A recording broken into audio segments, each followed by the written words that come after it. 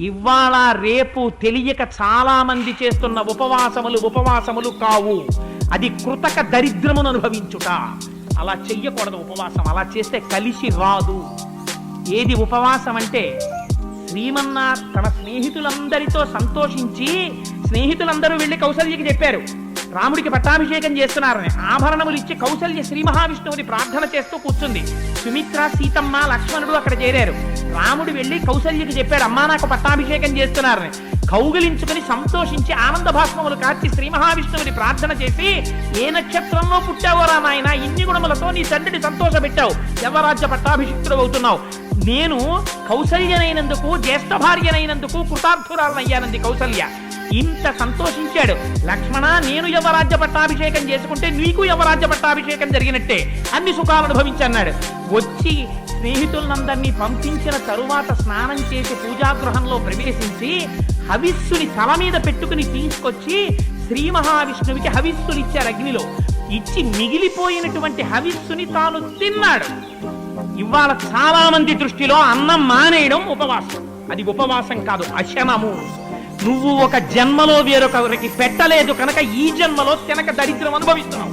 కడుపు నిండా తినేస్తే కన్ను పడిపోతుంది కాబట్టి కన్ను పడిపోనంత సాత్వికమైన పదార్థం శరీరం నిలబడడానికి కావలసినంత ఈశ్వరానుగ్రహంగా తిని, ఆ ఓపికతో శరీరం అద్యంకులకి ఇది ధర్మ సాధనం కాబట్టి భగవదారాధనం చెయ్యడం ఉపవాసము.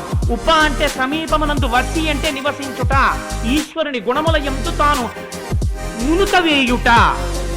అందుకని ఈశ్వరారాధన చేసి ఆ హవిస్సు తాను భుజించి దర్భలతో కూడిన చాప వేసుకుని, ఆ చాప మీద సీతమ్మతో కలిసి ఇంద్రియ నిగ్రహవంతుడై భార్యతో కలిసి పూజా మందిరంలో దర్భాసనం మీద నిద్రపోయాడు రాముడు. ఇంకొక జాము ఉందనగానే నిద్ర లేచాడు. నిద్ర లేచి అలంకృతం చేసి సంధ్యావందనం చేసి బ్రాహ్మణుల్ని పిలిచి అక్కడంతా కూడా స్వస్తివాచనం చేశాడు. పురమంతా సంతోషం, ఎక్కడ చూసినా ఆనందంతో ఉంది. దీనికి ఉపవాసం అని పేరు. ఇవాళ రేపు ఉపవాసం అంటే ఎంత భ్రష్టు పట్టిందంటే, ఒళ్ళు ఊగిపోతున్నా, ఒంటి నిండా షుగర్ ఉన్నా, అలా ఉండకరా చచ్చిపోతామని డాక్టర్ చెప్పినా భగవంతుడి పేరు చెప్పి తినకపోవడం పెద్ద సర్టిఫికెట్ అయిపోయింది. అది దరిద్రం అనుభవించుట. అలా చెయ్యడం కలిసి రాదు కూడా. అటువంటి ఉపవాసములు చెయ్యను కూడదు, అటువంటి ఉపవాసములను ప్రోత్సహించను కూడదు. అంటే నా ఉద్దేశం నవకాయ పిండి వంటలతో భోజనాలు చేయమని కాదు. సాత్వికమైన పదార్థం, పాలు పళ్ళు లాంటివి పుచ్చుకోవచ్చు, సాత్వికమైన పదార్థం తినచ్చు. ఈ శరీరాన్ని నిలబెట్టుకుని కడుపు నిండా తినమని కాదు, ఎంత తింటే శరీరం నిలబడుతుందో అంత తిని శరీరాన్ని నిలబెట్టుకోవాలి. వాడు నిజంగా ఉపవాసం చేసినవాడు. వాళ్ళ ఉపవాసం అంటే వీడు కాడు ఉపవాసి, అన్నం మానేసిన వాడు ఉపవాసం. ఇలా తయారైంది ప్రపంచం.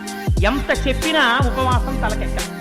ఇలాంటి భ్రష్టమైనటువంటి ఆచారాలు దేశంలో వ్యాప్తమైపోతున్నాయి. రామాయణం చూపించింది ఉపవాసం చేయడం ఎలాగో కూడా.